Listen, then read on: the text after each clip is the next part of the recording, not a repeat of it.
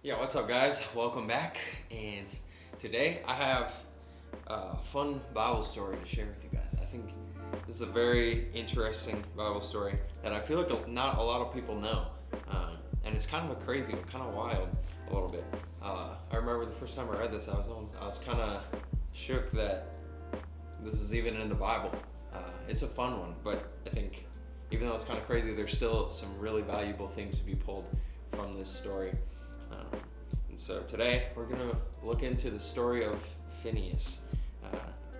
It's in Numbers chapter 25, verse 1 through 13. Verse 1. While Israel was staying in Shittim, the men began to indulge in sexual immorality with Moabite women, who invited them to the sacrifices to their gods. The people ate and bowed down before these gods, so Israel joined in worshiping the Baal of Peor, and the Lord's anger burned against them. The Lord said to Moses, "Take all the leaders of these people, kill them, and expose them in broad daylight before the Lord, so that the Lord's fierce anger may turn away from Israel." So Moses said to Israel's judges, "Each of you must put to death those of your men who have joined in worshiping the Baal of Peor." Then an Israelite man brought to his family a Midianite woman, right before the eyes of Moses and the whole assembly, while they were weeping at the entrance to the tent of the meeting. When Phinehas, son of Eleazar, the son of Aaron, the priest, saw this, he left the assembly, took his spear in his hand, and followed the Israelite into the tent. He drove the spear through both of them, through the Israelite and into the woman's body. Then the plague against the Israelites was stopped, but those who died in the plague numbered 24,000. The Lord said to Moses, "Phinehas, son of Eleazar, the son of Aaron, the priest, has turned my anger away from the Israelites, for he was as zealous as I am for my honor among them, so that in my zeal I did not put an end to them. Therefore tell him I am making my covenant of peace with him. He and his descendants will have a covenant of a lasting priesthood, because he was zealous for the honor of his God and made atonement for the Israelites." So that is the story of Phinehas. And yeah, this story is crazy. Essentially, Israelites were getting together with other tribes who worshipped Baal, who did not serve God, and they were sleeping together, and God commanded that the Israelites would kill anybody who did this. And one night, an Israelite man brings a Midianite woman who serves Baal. He right in front of all the head priests of Israel, right in front of all the top dogs, of Israel, the guys who are supposed to uphold God's commands, and the guys who are supposed to be obedient to God and stand up against people, against Israelites sleeping with other tribes. Right in front of their eyes, this Israelite man brings a Midianite woman into his tent, and they're gonna go do who knows what in there. And Phinehas, who's just kind of a nobody, honestly. I mean, he is the son of Eleazar, but he himself doesn't have really any priestly duty or authority. He doesn't really have that much authority in general, but he's the one who stands up, who takes a spear and goes and kills this Israelite man. And so, I know that's kind of intense. It's kind of gruesome that he would just go in there and just straight up spear them. But I think there's something really valuable to be pulled from this, because the Lord saw Phinehas' actions, and then because of the actions of Phinehas, the Lord turned his anger away from the Israelites. He pulled the plague from the Israelites, and the Israelites were restored and brought back to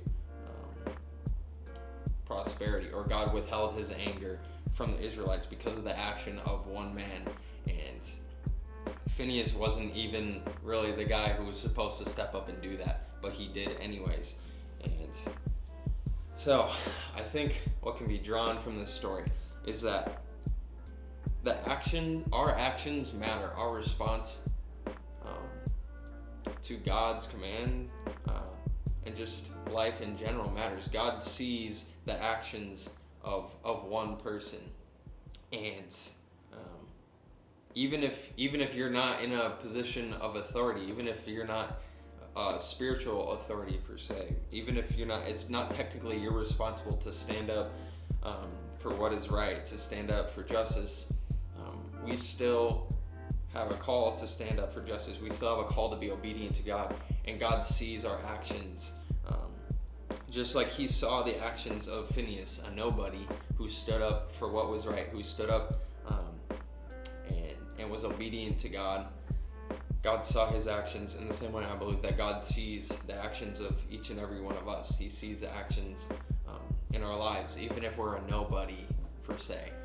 He sees the way that we're living. He sees the decisions we make, the actions we take, and our decisions have the potential to have an impact on an entire people.